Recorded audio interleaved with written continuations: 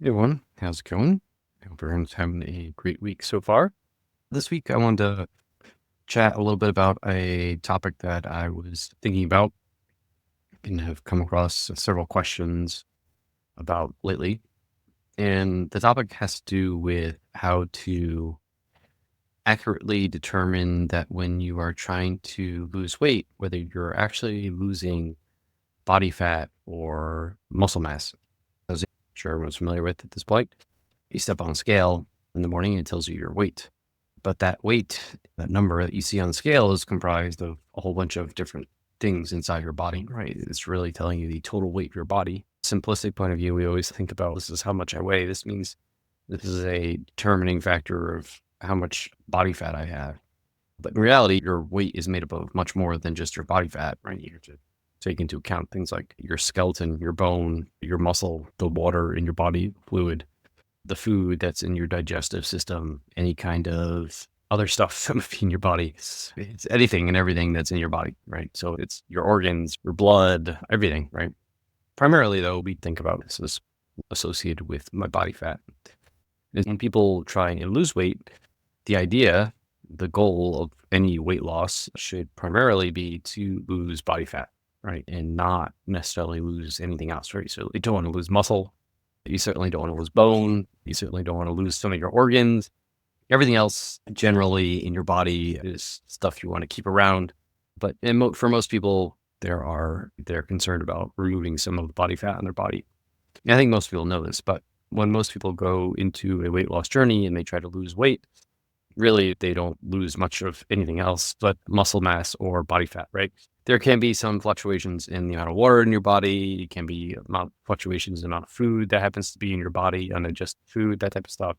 But really, over the long period of time, that stuff evens out and you are left with either losing muscle mass or losing body fat. And you don't want to lose muscle mass, right? You never want to lose muscle mass because muscle mass is actually uh, probably one of the most important things that you can do for your long-term health is to retain as much muscle mass as you possibly can because it's basically allows you to live a healthy, independent, active life late into your old age, right?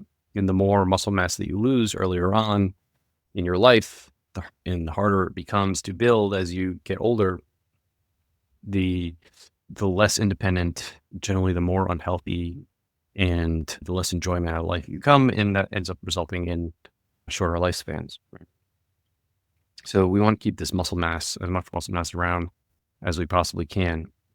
But what I not constantly, but consistently see with people who are on a weight loss journey is that they go about this a little bit incorrectly. They basically are only concerned about making this number on the scale go in a downward direction. And so they find the best way to make that number go down and they stick with it. And that tends to involve doing some kind of extreme something or other, right? Extreme dieting, extreme exercise. It's usually a combination of all things, right?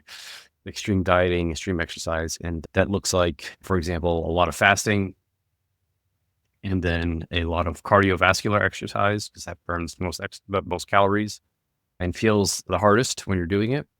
And this results in usually a pretty big drop in scale weight. And people get excited about that and motivated and they stick with it and they stick with it and stick with it until unfortunately it's so extreme that they can't stick with it anymore. But what happens as that scale weight is dropping, they're seeing that scale weight drop and they get excited about it, is that there's a good chance that a lot of that scale weight that they see dropping, a lot of that weight that's coming off is not just fat, it's also muscle mass. And so what ends up happening is they're losing body fat and muscle mass on this extreme protocol that they're on. Then the protocol becomes too extreme for them to maintain, and then they stop doing the protocol and they put back on all the weight and they're back at the same weight they started at. Actually, they might feel like I'm just right where I started, which is sucks. I'm no worse off than I was before. In reality, you actually are worse off than you were before because when you were losing that weight, you lost muscle. And then when you put that weight back on, you didn't put back on muscle, you put on body fat. So you actually have a greater body fat percentage now this time around. And this cycle ends up repeating. So once they gain enough motivation again, they're like, okay, I'm determined to lose this weight. I'm going to go back to this approach that I saw this great weight loss in the beginning with, but I couldn't stick with for some reason. and they start doing it again, and the same thing happens. They lose a bunch of fat, a bunch of weight. The weight comes down, but it also is removing muscle from their body, and it's too extreme. So they stop and they put the weight back on, and now they've lost even more muscle, and they put themselves in a bigger deficit from a muscle point of view. And this cycle continues and continues, and that's a problem.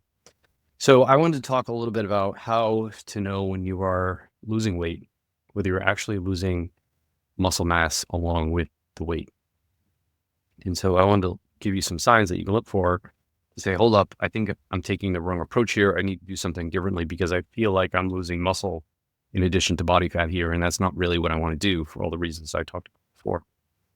So basically what the first thing that you want to look at when it comes to losing weight on scale and determine whether you're losing body weight, body fat, or muscle mass is your body weight to strength ratio, or your strength to body weight ratio. So basically you're going to pick an exercise. It could be anything like a squat or kind of your favorite exercise, push-ups, something, etc. And you're going to look at how much weight you can do for that exercise. So say you can squat 80 pounds and you're 160 pounds, and you can squat 80 pounds for 10 reps, whatever, right? Or pick 5 reps, 6 reps. It doesn't really matter the reps, but 80 pounds for 5 reps at 160 pounds. Your strength to body weight ratio is 0.5, right? You're basically taking the amount of weight you can lift, or squat in this case, and divide it by your body weight. And so 80 divided by 160 is 0.5. Now, one measure of strength is to make that strength to body weight ratio go up, right? So one way to do that is to add more weight to the bar, right? So if you can squat 100 pounds and you still weigh 160 pounds, then you increase that number upwards. I think it comes up to 0.65 or something like that, 625 or something. It's going to go up, right? Essentially, then your ratio is increased. That means you got stronger.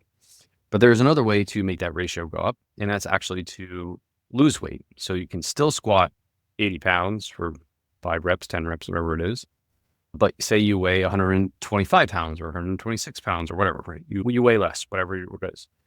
That ratio then increases, just like it did when you added more weight to the bar. And that means you got stronger.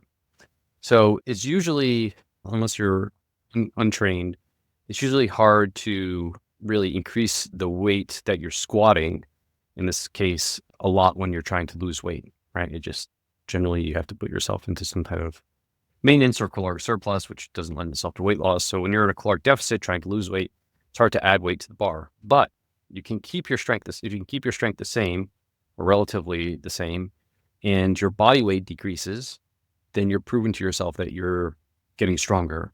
And the only way to do that is to maintain your strength or to get stronger at a given body weight is to maintain the muscle that you have. Right? If you start losing a bunch of muscle, then that ratio is going to start to go in the wrong direction. You're going to see that ratio going down when you want it to go up.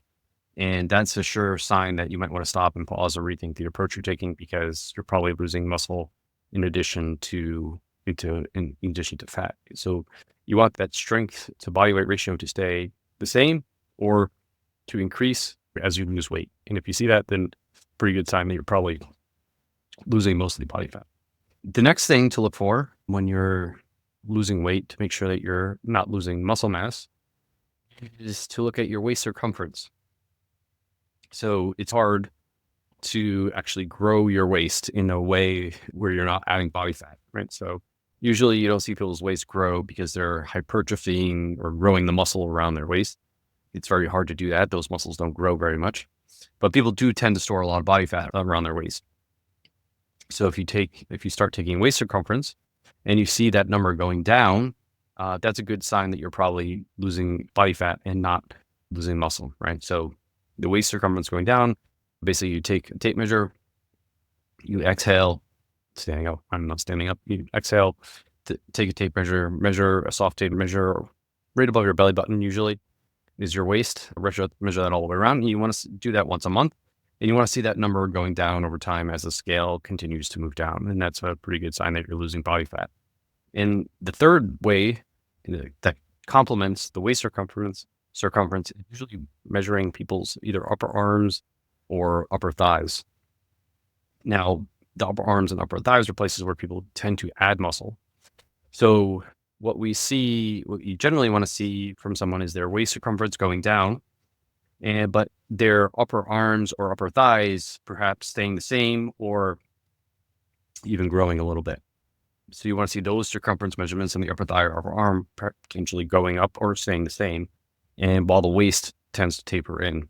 Now, obviously, a lot of people store body fat in different places, right? Some people have a lot of body fat around their arms or their thighs that they might want to lose, right?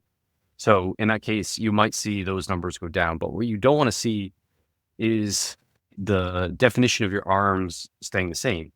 Ideally, if you're losing body fat and maintaining your muscle, and if your circumference of your thighs and your arms are going down, you're going to see some tone in your arms. You're going to start to see lines or pieces of muscle, etc., in your arms, in your legs that you weren't seeing before. So in addition to possibly using circumference measurements for your arms, you also want to take some pictures of your muscle. Like you can do a nice little bicep flex, right?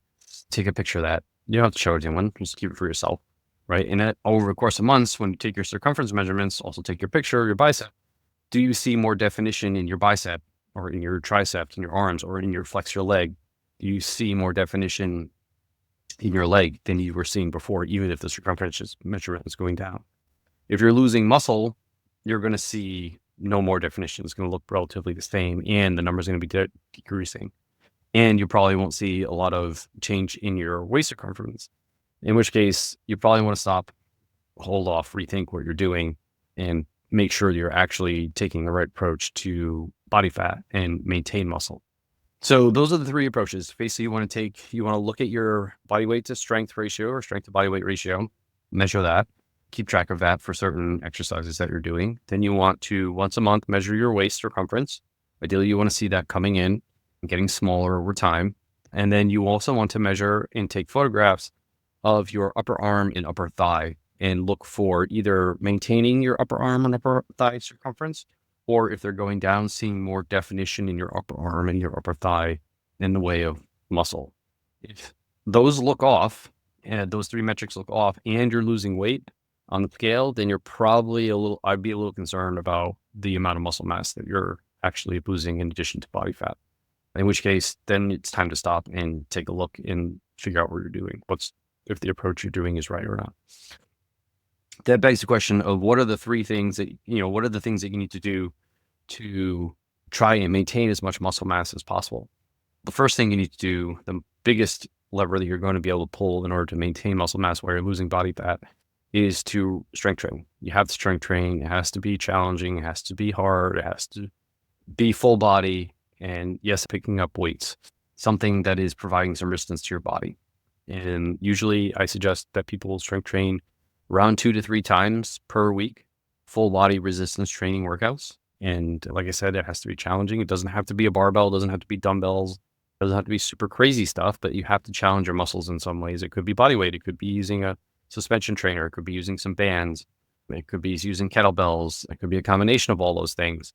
But you need to provide some strength training 2 to 3 times a week. And that's going to ensure that you're actually going to be able to maintain the muscle that you have, if not grow it.